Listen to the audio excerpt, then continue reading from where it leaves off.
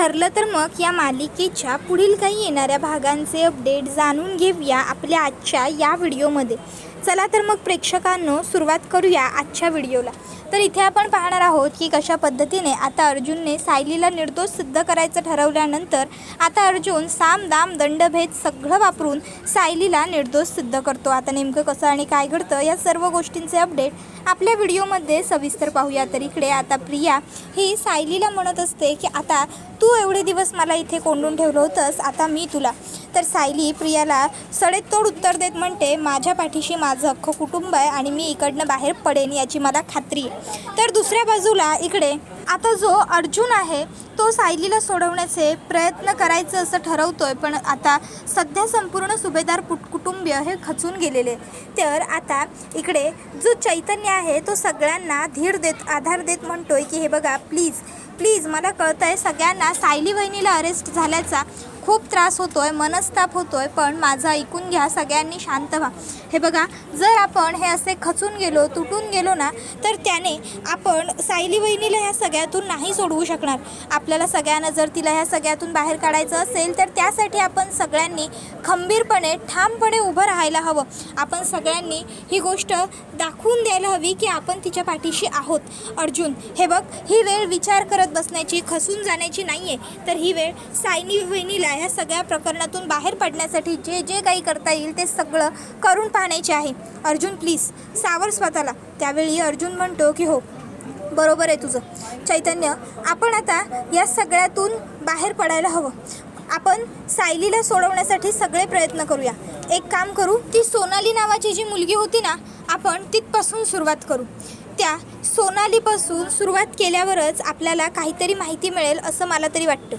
त्या सोनालीला त्या माणसाने नेलं होतं आपल्या आश्रमातून, तिथे त्या आश्रमामध्ये त्या माणसाचे कॉन्टॅक्ट डिटेल्स तर आपण घेऊन ठेवलेलेच असतील।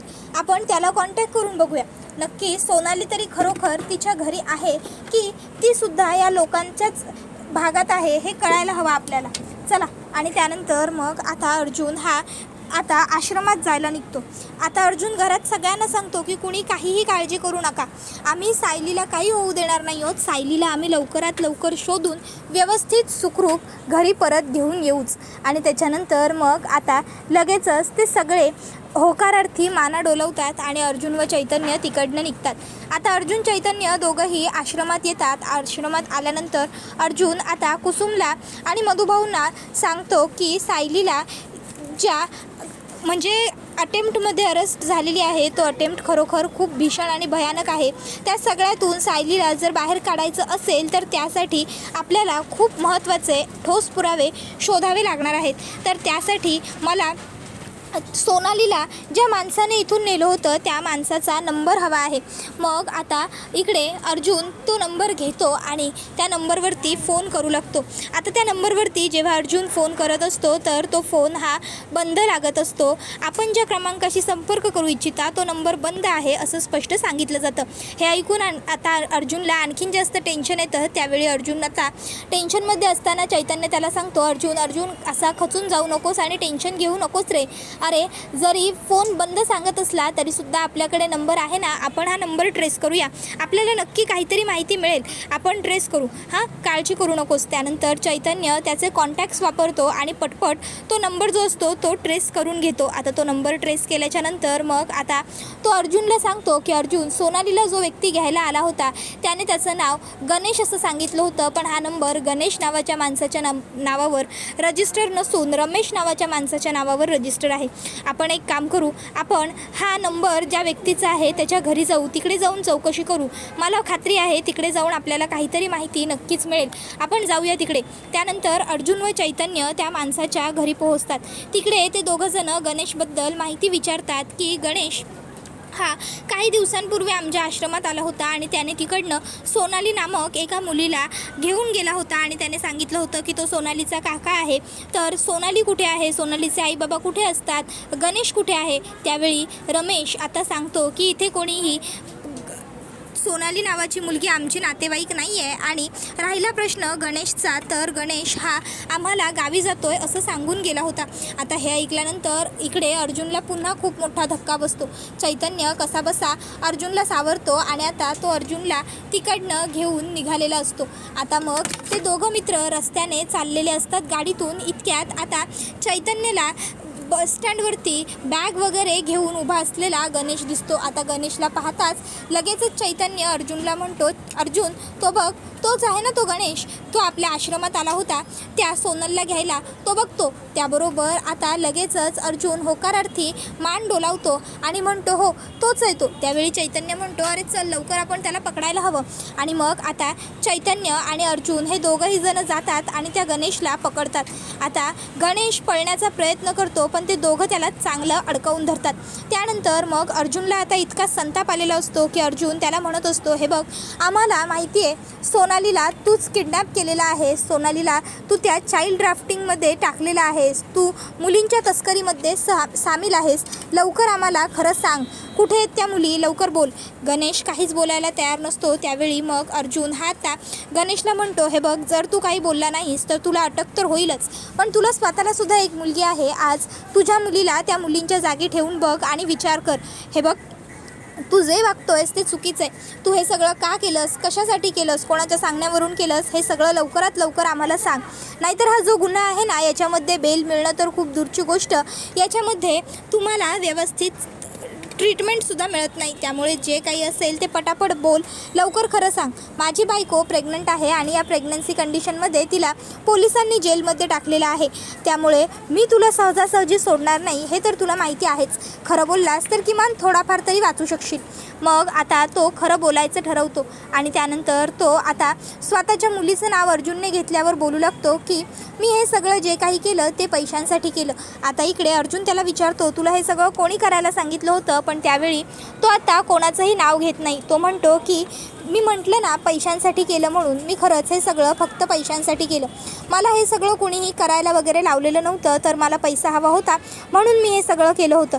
एक माणूस माझ्याकडे आला होता, त्याचा चेहरा वगैरे मला माहीत नाही, त्याचा चेहरा मी पाहिलाच नव्हता, त्याने मला खूप पैसे दिले आणि सांगितलं की त्या आश्रमात जायचं आहे आणि सोनालीचा काका बनायचं आहे आणि तिला तिकडनं बाहेर पाडायचं आहे. तिला तिकडनं बाहेर पाडल्याबद्दल मला खूप पैसे मिळणार होते. मी त्या मुलीला त्या आश्रमातून घेतलं आणि सरळ त्या माणसांकडे सोपवलं. पुढे त्या मुलीचं काय झालं हे मला खरंच माहीत नाही आहे. त्यावेळी हे ऐकून आता अर्जुन त्याला म्हणत असतो, निर्लज्ज, नालायक, हलकटा, तुला लाज नाही वाटली? अरे जेव्हा स्वतःच्या मुलीची तुला शपथ घातली तेव्हा ताबडतोब पोपटासारखं खरं बोलू लागलास. अरे मग दुसऱ्यांच्या मुलीचा सुद्धा जरा स्वतःच्या मुलीजागी ठेवूनच विचार केला असतास तर आज तुला माहिती आहे का त्या मुली कुठल्या मोठ्या रॅकेटमध्ये सापडल्यात, केवढ्या मोठ्या संकटात आहेत, तुझ्या तर मी तुला सोडणार नाही. आणि मग आता अर्जुन हा त्याला मारायला सुरुवात करतो आणि म्हणत असतो, तुझी ना हीच लायकी आहे, तुला मी सोडणार नाही. त्यावेळी आता तो म्हणत असतो की हे बघा साहेब, मी जे काही केलं ते पैशांसाठी केलं, मला माफ करा, माझं खरंच चुकलं, पण आता मी शेवटी सगळं खरं सांगितलंय ना, मला मारून तुम्हाला काय मिळणार आहे, माझं चुकलं साहेब, मला माफ करा. हे बघा हे सगळं मी फक्त पैसे मिळावे ह्यासाठीच केलं, माझी परिस्थिती बिकट आहे आणि मला पैशांची अडचण होती, त्या लोकांनी पैशांची अडचण माझी लक्षात घेतली आणि म्हणूनच त्यांनी माझ्याकडून हे काम करून घेतलं. साहेब मी पैशांसाठी केलं हे सगळं, मला माहीत नव्हतं की ती माणसं पुढे त्या मुलीचं काय करणार आहेत किंवा पुढे त्या लोकांच्या मनात आणखीन काय आहे. खरंच मी माफी मागतोय तुमची, मला माफ करा.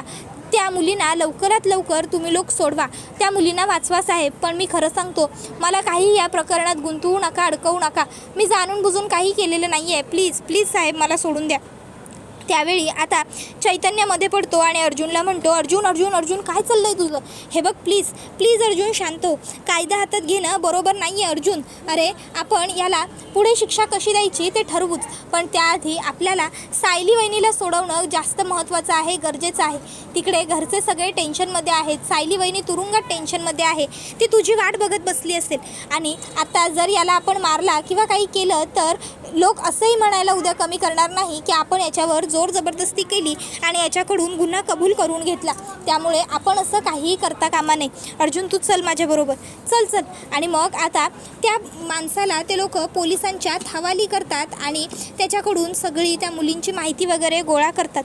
आता इकडे चैतन्य हा घरी फोन करतो आणि घरच्यांना सांगत असतो की काळजी करू नका, सायली वहिनीला आम्ही लवकरात लवकर घरी घेऊनच येऊ, कारण आम्हाला सगळे पुरावे वगैरे सापडलेले आहेत. तुम्ही फक्त घरात काळजी करू नका, शांत राहा. त्यानंतर मग मात्र इकडे जी कल्पना असते तिला सायलीची काळजी वाटणं काही थांबत नसतं. ती म्हणत असते की माझी सायली बरी तर असेल ना, हे ज्याने कुणी केलं आहे ना माझ्या सायलीला अडकवण्यासाठी कधीच सुखी होणार नाही. तो माझ्या सायलीला सुखरूप बाहेर पाडलं पाहिजे या सगळ्या प्रकरणातून. 2 जीवांची आहे ती. आजपर्यंत कुणाच्याबद्दल तिने साधा वाईट विचारही केलेला नाही आहे आणि तिच्यावरती हा एवढा मोठा घाणेरडा आरोप की तिने चक्क मुलींची तस्करी केली आहे. हे सगळं लवकरात लवकर मिटायला हवं. माझी सून लवकर बाहेर पडायला हवी. अहो तुम्ही काहीही करा पण सायलीला बाहेर पाडण्यासाठी प्रयत्न करा म्हणजे करा. सायलीला मी तिथे त्या तुरुंगामध्ये नाही बघू शकत. माझी सून एक दिवससुद्धा तिकडे राहता कामा नये, समजलं तुम्हाला. त्यावेळी आता सायली इकडे कशी या सगळ्यात अडकली, कुणी हे सगळं केलं, त्याला कधीही सुख लागणार नाही, त्याला माझी हाय लागेल, त्याला खूप त्रास होईल, त्याला सुखाची झोप येणार नाही, मरताना त्याच्या नशिबात पाणी असणार नाही. हे सगळं काही आता कल्पना बडबडत असते. त्यावेळी पूर्णाजी म्हणते कल्पना कल्पना शांत हो. हे बघ तू कितीही त्रास करून घेतलास, त्रागा करून घेतलास तर आपली तन्वी काय या सर्व प्रकरणातून लवकर बाहेर पडणार आहे का? नाही की नाही. हे बघ आपल्या बाजूने आपण सगळे प्रयत्न करतोय. आता चैतन्य म्हणालाय ना की त्यांना पुरावे सापडलेत म्हणून, मग लवकरच ते सायलीला सुद्धा घरी घेऊन येतील. तू जर अशी स्वतःला त्रास करून घेत राहिलीस ना तर मात्र काही निष्पन्न होणार नाहीये. आणि राहता राहिला प्रश्न, हे सगळं कुणी केलं, का केलं, कशासाठी केलं, हे सगळं करून कोणाला काय मिळालं. तर आता अर्जुन आणि चैतन्य शोधायला लागलेत ना, ते लोक लवकरात लवकर हे सगळं कुणी आणि का केलं हे शोधून काढतीलच. आणि राहता राहिला प्रश्न आपण काही करण्याचा, तर आपल्या बाजूने जेवढं शक्य होईल तेवढं आपण सुद्धा पूर्ण करूच की काम. मी कमिशनर साहेबांना फोन केला होता, त्यांच्याशी बोलणं झालं आहे माझं, पण कमिशनर साहेबांचं सुद्धा असंच म्हणणं आहे की हा खूप मोठा गुन्हा आहे आणि त्यामुळे सायलीची आपण सध्या काही मदत करू शकत नाही. आपल्याला अर्जुन आणि चैतन्याचीच वाट बघावी लागेल. तर दुसऱ्या बाजूला इकडे सायलीला जेलमध्ये ठेवलेलं असताना तिला त्या वातावरणामुळे खूप जास्त त्रास होत असतो. तिला इरिटेट होत असतं त्या वातावरणामुळे, सफोगेट होत असतं, तिला मळमळत असतं ते अस्वच्छ वातावरण, तिथले ते विचित्र लोक, ते सगळं तिला सहन होत नसतं. पण आता ती स्वतःच्या मनाला समजावून सांगत असते की सायली धीर धर आणि काळजी करू नकोस. अर्जुन सर आहेत ना, ते तुला काही होऊ देणार नाही. ते लवकरच तुला या सर्व प्रकरणातून बाहेर काढतील. त्यांनी तुला शब्द दिला आहे की तू काळजी करू नकोस, ते आहेत, ते तुला या सगळ्यातून सोडवतील. म्हणून मग तुला काळजी करायची काय गरज आहे. सायली स्वतःला सावर, शांत राहा. हे बघ या अशा अवस्थेत तू काळजी करणं बरोबर नाही आहे. शांत हो सायली, शांत हो. आणि मग सायली कसं बसं करून स्वतःला आधार देत असते, स्वतःला ती स्वतःच सावरण्याचा खूप प्रयत्न करत असते. आणि मग ती पुढे विचार करते की हे सगळं ह्या प्रियाने जाणून बुजून ठरवून मुद्दामून केलेलं आहे, पण काही झालं ना तरी हे मला बाहेर काढतीलच. तर दुसऱ्या बाजूला इकडे जी प्रतिमा आत्या असते, प्रतिमा आत्या ही म्हणत असते की माझी सायली लवकरात लवकर या सर्व प्रकरणातून सुटायला हवी, नाहीतर मी रविराजांना फोन करते आणि सरळ त्यांनाच इकडे बोलवून घेते. रविराज इकडे आले की त्यानंतर मग ते तन्वीला अगदी 1 ताससुद्धा पोलीस स्टेशनमध्ये थांबू देणार नाही. ते ताबडतोब काहीही करतील, जीवाचं रान करतील, पण आमच्या लेकीला बाहेर काढतील. मी काम करते, रविराजांनाच फोन करून हे सगळं प्रकरण सांगते. पण सगळेच तिला रविराजांना सांगू नको असं म्हणत असतात.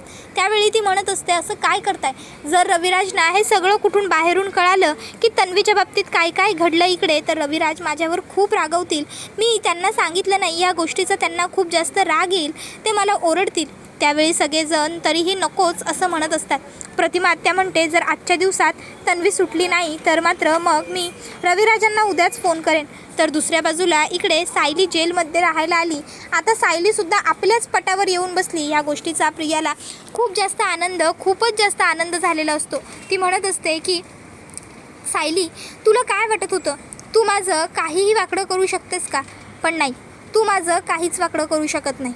सायली आत्तापर्यंत तू मला त्रास देत राहिलीस, पण आता मी तुला तुझी जागा, तुझी लायकी दाखवून देणार. सायली तू खूप मोठी चूक केलीस माझ्या नादी लागून. आता माझ्या नादी लागल्याची प्रत्येक शिक्षा तुला भोगावीच लागणार. सायली तुला तुझ्या प्रत्येक चुकीचं फळ मिळणार. आता तुला पश्चाताप होईल की जर तू सायली म्हणूनच आयुष्यभर जगली असतीस तर तेच बरं झालं असतं.